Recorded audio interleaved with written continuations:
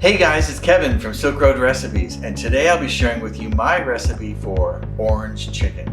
This is a great Chinese recipe, super easy, delicious anytime. I love the flavors. It's tart, it's sweet, it's crunchy, it's fried. Anyway, we got chicken breast or chicken thigh meat. You're gonna chop it in bite-sized pieces, and that's going to be put in a batter that's consisting of flour and cornstarch and egg.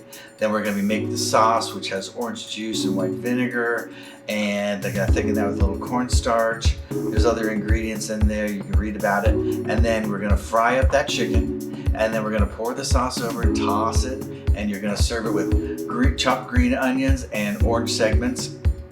This is heavenly. Let's do it.